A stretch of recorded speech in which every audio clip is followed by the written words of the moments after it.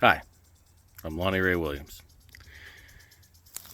See if I can't get this to where the sun's not blocking it here. First off, congratulations to the citizens of Wyoming for firing Liz Cheney. Liz Cheney stood with radical socialists in refusing to acknowledge the facts about election fraud, and she refuses to represent her constituency. She's enabled the radicalization of our children and enriched herself to turn a blind eye, that is, to the injustices in our society. And we're going to be better off without her as a country. But we have our own Cheney Republicans here in Washington State that refuse to acknowledge widespread systematic voting inaccuracies on a national level. Call your legislator today and ask them if they think that Trump won. That'll tell you if they're a Cheney Republican or not. Then ask them if they think there's any local problems in voting. That'll definitely tell you, because we know that in every district in the country there are problems with voting. While you're asking your legislator about the election, why don't you ask them what they think about January 6th and the Americans who are being held as political prisoners?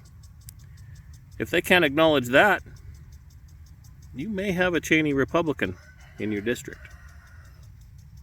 Fundamentally, there is nothing more important than the right of a parent to raise their child without interference or oversight.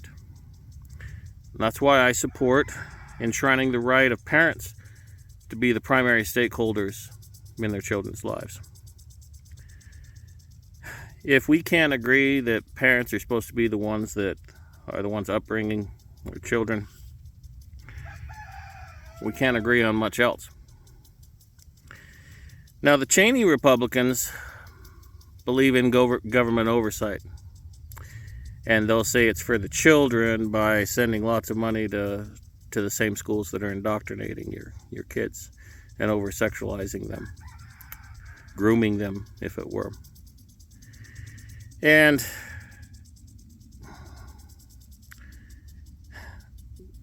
so, in short, just ask your representative if they support enshrining the right of parents to be the primary stakeholders in their children's lives. If they can't figure that out, you're pretty sure you got a Cheney Republican on your hands. And speaking of our, there's the sun again. So speaking of our precious children, you can certainly tell a Cheney Republican over a true conservative by whether they support children or the public institutions that are indoctrinating and grooming our children. In our state, and many others, we had some draconian shutdowns, and the blessing behind that is we parents got to see the stuff that they were teaching our children, and we discovered that they're teaching them radical hatred, and a whole long list of other things. But they're certainly not teaching them how to read and how to write and about history and their civic duties and responsibilities. And the sad reality was that on March 8th of 2021, many of our representatives voted to support HB 1476 to fund those empty seats. Those were the empty seats as we the people were pulling our children out of our schools. And in this state, school funding is set on the people that go to the schools. And as we were pulling them out, many of our representatives figured, you know what, we need to fund these radical programs. And shockingly, a lot of them were conservatives that voted for this.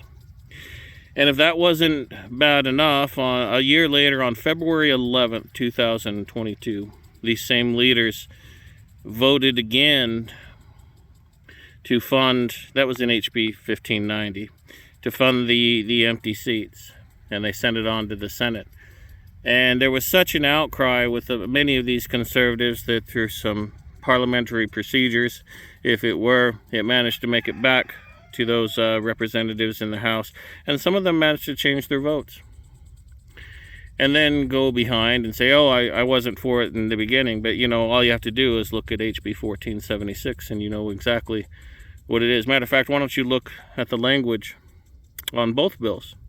And then look specifically at 1590, and if they say that they voted against it, why don't you look at the first roll call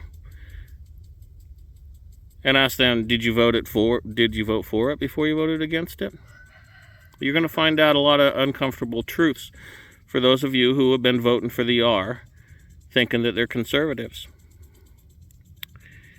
This is just a small snapshot of what our legislators are doing here in Washington, and I could make a hours-long video of lots of other things I've discovered as I've looked through votes to find out that our legislators are not necessarily voting for their constituency.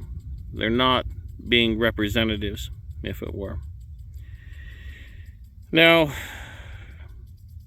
when I saw the same pattern of corruption and lack of leadership, lack of representation that they had in Wyoming with Liz Cheney, we have that in our state, in our Republican Party, in some of the halls of it. Now, there's some good people in the Republican Party, don't get me wrong, but there are many county Republican parties, not all of them, but many who have circled the wagons and don't want to hear anyone other than establishment. That's a Liz Cheney Republican right there. And that's part of the problem in our own state. And we wonder why we can't get things done, because we have Liz Cheney Republicans in our own state. Now, I put my name or a hat in the ring if it were to run against this sort of stuff. I have to fight against it. I took an oath when I joined the military to fight against this sort of corruption. And we have it in our own government, in our own halls of leadership, and we need to fight against it. We have it in many counties across the country. We have a good old boy network of people who feel entitled to power. They circle the wagons around terrible representatives simply because they toe the party line. And they'd rather have someone toeing a party line than representing the people. That's not the Republican Party you and I know. In a few brave counties, there's some fantastic Republicans out there, and I've met a few of them. They're in a minority, and they're fighting to get rid of that good old boy network, and you need to lend your support to them because they're phenomenal. They're willing to give each Republican that comes forward a fair share, a fair opportunity, and a platform to say this is what I stand for, and let the people decide. And that's the way it's supposed to be. But by and large, in a lot of counties in our district, not all of them, but in many of these counties, they just want to vote the good old boy network because of a family name, because of someone who's been around for 100 years as far as their name. And I've got news for people who vote like that. We threw out kings and dictators and that sort of thing in 1776 when we stood against that in our Declaration of Independence. Why on earth are you people continuing to vote for that sort of thing? Please do your research and find out that the tyranny that you're voting for is the exact tyranny that you're complaining against. Anyway, what kind of Republican do you have in your district? What kind of Republican Party do you have in your county? You go to the meetings, you find out. Before you go ahead and pull the trigger and just vote for R, because that's supposedly what they're supposed to stand for, why don't you go find out if those local R's are actually being R's or being Cheney Republicans. There really are at least two types of Republicans. And there really are liberty-minded constitutional ones, and there really are corrupt Cheney Republicans. But if you don't do your own investigating, and you keep on voting for the incumbent just because they have an R behind their name, you might be voting for a Cheney Republican. And that's exactly what they want, for you to not do your own research, not look into it. Do your homework, patriots. This video has probably gone on long enough, and I greatly appreciate your time. At the moment, we've had a pretty good launch to our general campaign. You'll see me at a few forums and other things. I've got a lot of things I'm catching up on with the farm and my pigs and other things like that. But I'm still out and about, and my number is still open. You can call me at any point in time and get the type of representation that you need. I greatly appreciate those who are supporting me, who have voted for me. Boy, there's over 10,000 of you out there. Don't think for a minute that we're small. We're growing, and we're growing by the minute and by the day. Every day I get a new phone call, a new contact, a new something. That even those who voted against me in the primary saying, I had no idea what you stood for, and I'm with you now, and that's exciting. But if you like this, and if you like me and you support me, please share this. Get the word out. We have a lot of work to do, and between now and November, and we can do it. We don't have all the money that big corporations put into the incumbency. We don't have all the corruption and money flowing here. It's just me, a simple pig farmer, trying to do the best he can to represent you. And that's what you need, is just simple, everyday, common people who aren't afraid to admit when they make mistakes, who's willing to represent you and say, okay, what do you want me to do? Because it's not my decision, it's yours. And that's what a representative does. Anyway, thank you very much. I've got lots to do today. God bless you. Thank you for your support, and God bless the United States of America. Goodbye.